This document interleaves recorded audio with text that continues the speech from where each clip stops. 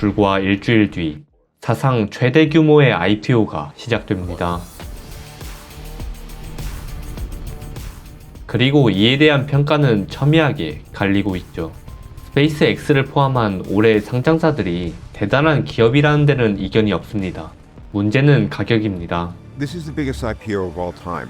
We're looking at $2 trillion in valuation. 이번 영상에서는 IPO 기업에 투자할 때 반드시 알아야 하는 내용들을 소개하고 1980년부터 상장한 9,400여 개의 기업의 수익률 데이터를 통해 이를 검증해 보겠습니다. IPO는 본질적으로 상장을 주도하는 이해관계자들이 기업의 내러티브와 상장 시점, 그리고 유통 물량을 통제하는 구조를 띠고 있습니다. 이는 자연스럽게 밸류 대비 높은 가격을 형성하죠. In 54 years, well, I don't think Berkshire's ever bought a new issue. Ever bought an IPO? Yeah, never bought one. Yeah. 먼저 밸류에이션 측면을 살펴보겠습니다. 이 IPO 기업들은 구조적으로 밸류에이션 자체가 취약합니다. 그 이유는 이제 다음 두 가지 요인이 결합됐기 때문입니다. 첫째, 이 IPO 기업들은 기업 가치에 대한 시장 평가 스펙트럼이 정말 폭넓게 형성되어 있다는 것이고, 그리고 둘째, 이렇게 폭넓게 형성된 스펙트럼에서 가격을 결정하는 것은 그 평균이 아니라 낙관론자들이기 때문입니다. 상장을 추진하는 기업들은 대부분 업력이 짧아 실적 데이터가 부족합니다. 따라서 기업 가치를 산정할 때 기댈 수 있는 게 미래의 내러티브 뿐이죠. 즉, 기업을 평가함에 있어 기업이 제시하는 스토리와 비전에 크게 의존하게 된다는 겁니다. 이런 서사 기반의 밸류에이션은 이 큰 오차를 초래하기 때문에 이 투자자들의 평가 자체를 극단적으로 엇갈리게 만듭니다. 이 스토리텔링에는 천장과 바닥이 없기 때문이죠.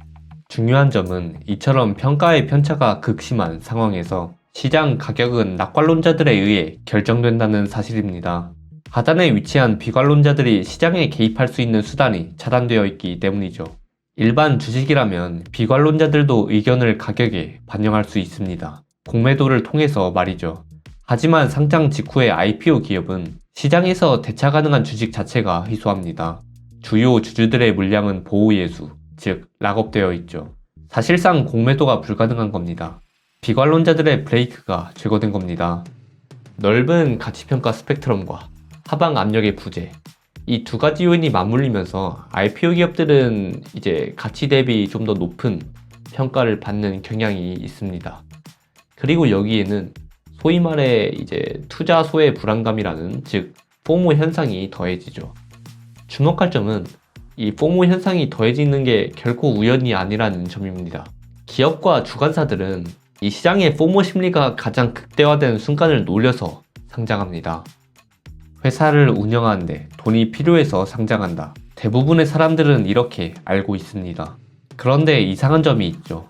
정말 돈이 급하다면 어떻게 IPO 기업들은 시장이 가장 뜨거운 순간을 골라서 상장할 수 있을까요? 실제로 미국 CFO 336명의 설문에서 상장의 동기 중 자본의 필요성은 후순위였습니다.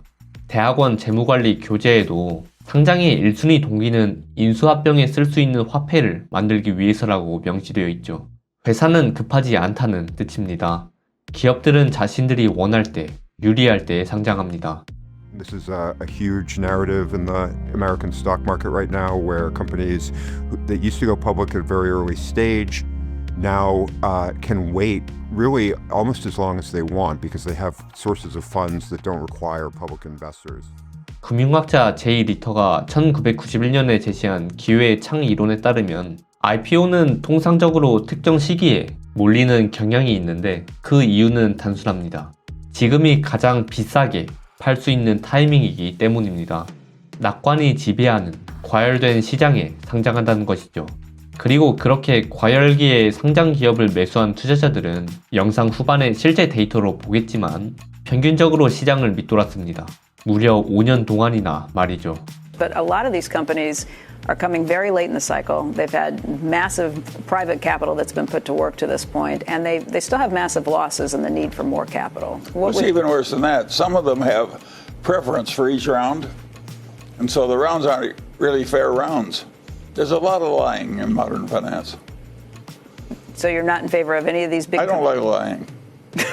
여기서 번외로 한 가지 생각해 볼 만한 점은 기업들이 시장이 과열될 때를 노려서 상장을 한다면은 반대로 기업들이 상장을 열심히 하는 시기는 무엇을 의미할까요?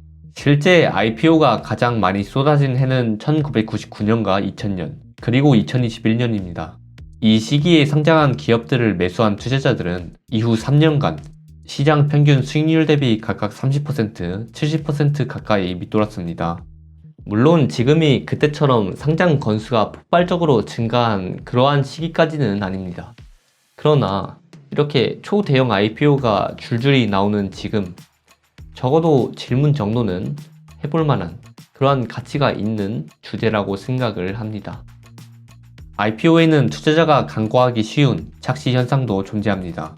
기업의 시가총액은 주가의 총 발행 주식 수를 곱하여 산출된다는 것을 다들 아실 겁니다. 근데 이를 좀 더 정확히 표현하자면 시장에서 거래되는 유통 주식의 가격을 전체 발행 주식 수에 곱하는 구조입니다. 그리고 바로 이 차이가 IPO 초기 가격의 착시를 일으킵니다. 스페이스X를 예로 들어보겠습니다. 이번 상장을 통해 스페이스X가 시장에 내놓을 유통 물량은 전체 주식의 단 4.2%에 불과합니다. 상장에 대한 막대한 투자 수요가 이 4.2%의 적은 물량에만 집중되는 것이죠. 비유를 들자면 이는 100세대 규모의 아파트 단지에서 단 4채만이 매물로 나왔을 때 이 수요가 압도적인 상태에서의 그 거래가를 기준으로 나머지 96채의 가격을 똑같이 책정하는 것과 같은 이치입니다. 만약에 나머지 96채의 주택들이 이렇게 한 번에 쏟아졌다면 가격이 같았을까요? 아닐 겁니다. 희소성 프리미엄이 반영된 결과이기 때문입니다. 이처럼 희소성으로 형성된 높은 가격은 나머지 95.8%의 비유통 주식에도 동일하게 적용되며 결과적으로 상장 초기 장부상의 시가총액을 부풀리게 됩니다. 이후 락업, 즉 보호 예수 기간이 종료되어 묶여있던 95.8%의 잠재 물량이 시장에 출회할 때 그때 비로소 유통 물량에 의한 가격 착시는 깨지게 됩니다. 물론 이 계산이 IPO에만 적용되는 것은 아닙니다. 그럼에도 이를 문제 삼는 이유는 비중의 차이에 있습니다. 대량 우량주들의 경우에는 유통주식 비중이 대개 80에서 100%에 달하며 통상적으로 유통주식 비중이 50%를 상회할 때 양호하다고 평가합니다. 문제는 이 유통 비율이 지나치게 낮을 때 발생합니다. 그러니까 스페이스X의 4.2%라는 수치는 IPO 기업들 사이에서도 이례적으로 낮은 수준인 겁니다. 이는 상장 첫날 급등과 변동성을 키우죠. 지금까지의 내용을 정리해보자면 IPO 특성상 상장 기업과 이해 관계자들이 매도 시점, 그리고 기업의 내러티브, 그리고 유통 물량까지 이것들을 모두 통제합니다. 그러나 하방 압력을 더해줄 그러한 브레이크들, 공매도와 같은 것들은 배제되어 있죠. 이러한 이유들로 일반적으로 신규 상장 기업의 주가는 밸류 대비 고평가되는 그러한 경향이 높을 수밖에 없는 겁니다. 그리고 상장 90일에서 180일 뒤 이 락업 물량이 풀리기 시작하면서 변화가 시작됩니다. 이 초기 투자자들, 이 창업주나 벤처캐피탈, 이러한 상장 전에 주식을 갖고 있던 사람들이 이 매도를 할 수 있게 되면서 또 그에 따라서 이제 주식들이 풀려나니까 공매도가 가능해지겠죠. 그렇게 비관론의 브레이크가 작동하게 되면서 IPO 기업들이 갖고 있던 가격 착시가 깨지게 됩니다. 데이터가 이를 증명합니다. 지금부터는 IPO 분야에 저명한 학자인 플로리다 대학교 제이리터 교수가 1980년부터 9,300여 개의 상장 기업을 직접 추적해 분석한 논문을 소개해드리겠습니다. 이 논문은 실제로 지난달에 최종 업데이트가 됐기 때문에 더 유용할 거라고 생각합니다. You are called Mr. IPO, if you don't mind me saying, because you're probably the most influential, most cited academic researcher in the field of IPOs of the last 40 years. What is different about this IPO and what is the same? As was mentioned previously, a lot of stuff has to go right to justify this valuation. 먼저 상장 첫날의 수익률부터 보겠습니다. 9,343건의 IPO 기업들은 상장 당일 평균 19%의 상승률을 기록했는데요. 하지만 여기서 우리가 주목해야 할 지표는 평균이 아닌 중앙값입니다. 전체 데이터의 중앙값은 단 7%에 불과했습니다. 즉 19%라는 평균은 극소수의 종목이 폭등해 끌어올린 것이라는 거죠. 더욱 유의할 점은 이 7%의 상승분마저도 기관 투자자 등이 배정받은 이 공모가 기준이지 상장 당일 이미 프리미엄이 반영된 시초가나 장중 가격에 진입한 일반 투자자들의 수익과는 괴리가 있다는 점입니다. 다음은 3년 평균 수익률을 보겠습니다. 상장 첫날 종가에 주식을 매수해서 이후 3년 동안 보유했다고 가정해 봅시다. 먼저 단순 명목 수익률의 평균은 19%로 나타납니다. 나쁘지 않아 보이지만 이 역시 중앙값을 살펴보면 마이너스 25.7%로 급락합니다. 이는 소수의 상위 종목이 평균을 끌어올렸다는 것을 의미합니다. 실제로는 전체 IPO 중 60%의 기업이 마이너스 수익률을 기록했죠. 이를 시장 평균과 비교하면 결과는 더욱 부정적입니다. 방금 본 명목 수익률의 평균인 21%는 같은 기간 시장 전체와 비교하면 20%가 뒤처진 마이너스 20%가 됩니다. 규모와 성격이 유사한 기업군의 평균 수익률과 비교해도 9% 하회하는 성과를 보였죠. 주목해야 할 점은 이 손실이 모든 기업에서 고르게 나타나지 않았다는 것인데요. 세부적으로 살펴보면 손실의 대부분이 적자 상태로 상장한 기업에 집중된 겁니다.